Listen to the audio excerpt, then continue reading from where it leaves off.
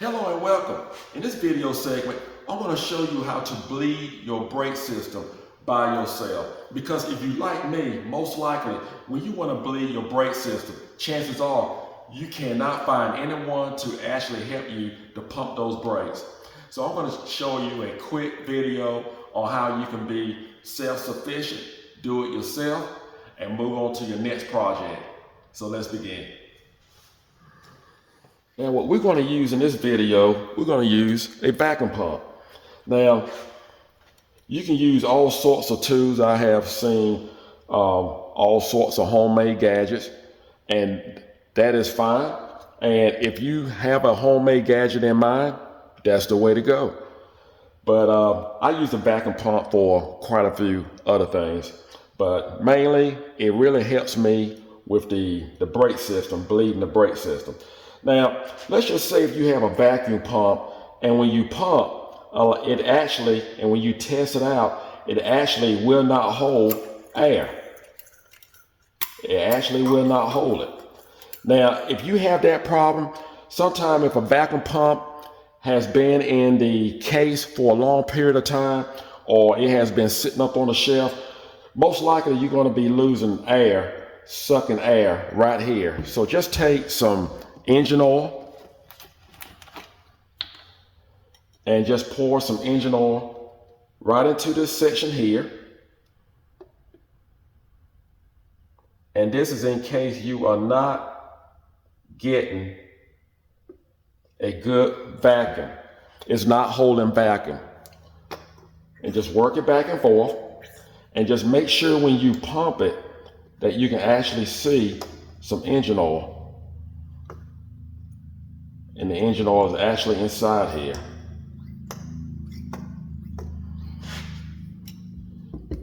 You can dump it out.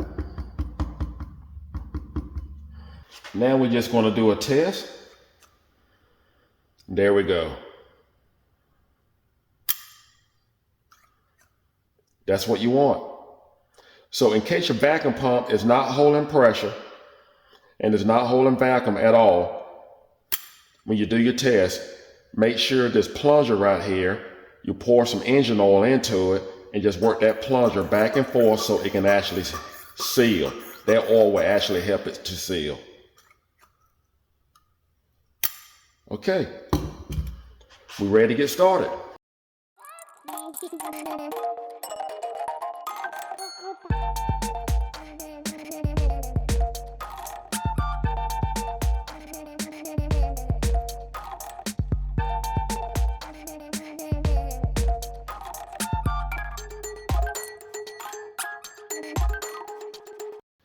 Now, the next step, what you want to do, you want to make sure your master cylinder is full of brake fluid. If you have a brand new master cylinder, it's very important that you bleed it before you bleed your brake system. If you're not sure on how to do that, make sure you see my video and it will walk you through it step by step. Make sure you use disposable gloves because brake fluid is toxic, guys. You do not want that brake fluid to be on your hands, nor do you want the brake fluid to actually be on your paint job. So you want to have a rag nearby too, just in case you accidentally spill brake fluid on your fender, any part of your vehicle. We're going to use dot 3. You can use dot 3 or dot 4. And if you accidentally mix dot 3 with dot 4, there's no harm in doing that. But I wouldn't voluntarily just mix dot 3 and dot 4, but they will work together. You will not harm the system. Just make sure you fill up both reservoirs. And while we're bleeding the system, we're just going to keep an eye on the reservoir and make sure we do not empty the reservoir. It's very important that it actually stays full. Avoid brake fluid that the cap has been left off, even overnight.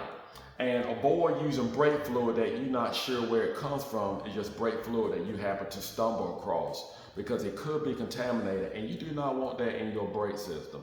And as far as the cap being left off, brake fluid has the tendency to actually draw moisture. And that's something you do not want in your brake system. So if you happen to have any doubts, make sure you get a brand new can of brake fluid.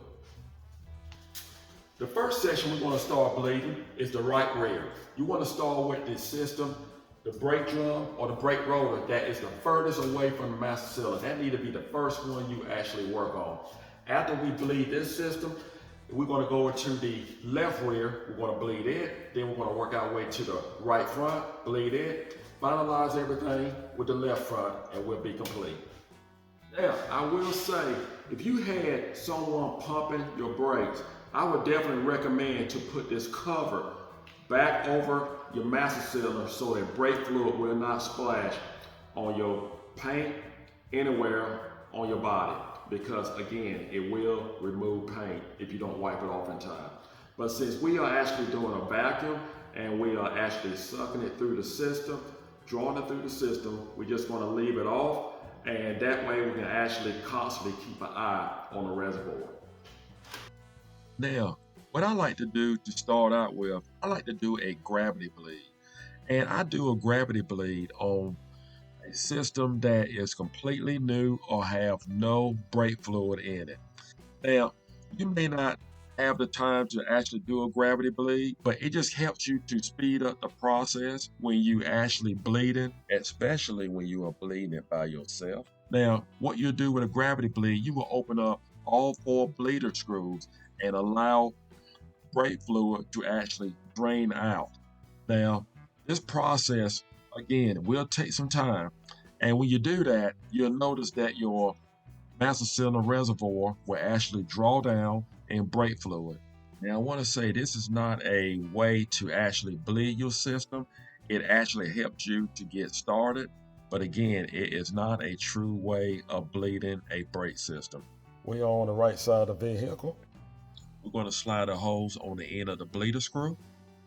Now your kit may come with a little boot that you can actually hook to, but mine's is split, so I'm not going to worry about that. As you can see, we have our hose hooked up, vacuum pump in our hand, and before we crack open our bleeder screw, just going to pump. We're going to get a good. Now, if you happen to notice that you do not have a vacuum, just make sure your bleeder screw is tight, because if it's not tight, it will cause you to not have a vacuum right away. After you tighten your bleeder screw and you notice that you still have a vacuum leak, you can also put a little grease around it.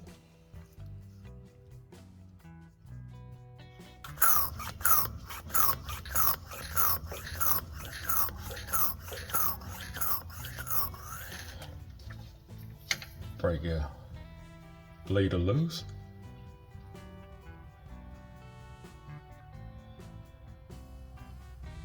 Tighten your wrench. I still see some air.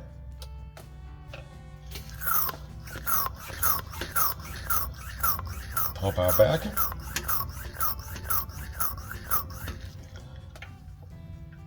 Break your bleeder loose.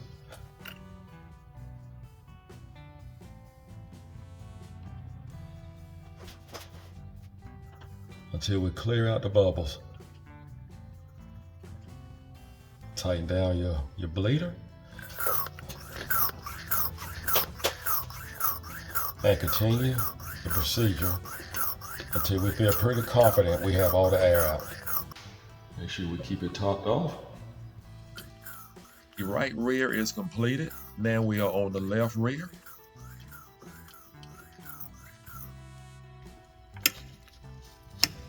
Break the screw loose.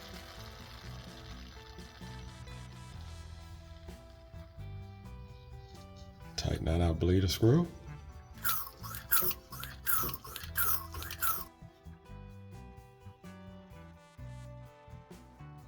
Again, top off your rear reservoir.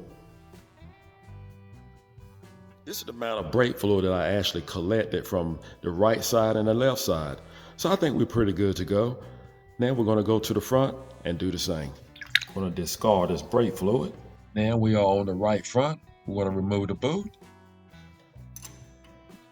I will say that if you have not gravity bleed, which is no concern, it will take several times to go through this process to actually have air and to see brake fluid to come out of your hose.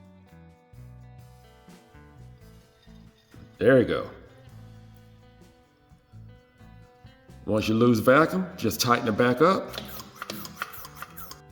And if your gauge is not going up like it should and staying in place, you might want to tighten up on your bleeder screw just a little bit more.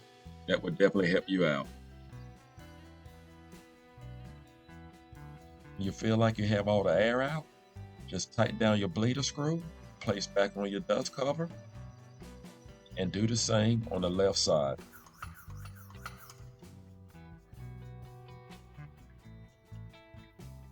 Here she comes. Again, make sure you keep an eye on your Reservoir while you're doing this. I almost messed up. Once you top it off, put your cap back on, and you're good to go. Well, that's all it takes to bleed your brake system using a vacuum pump. Now you know everything I know.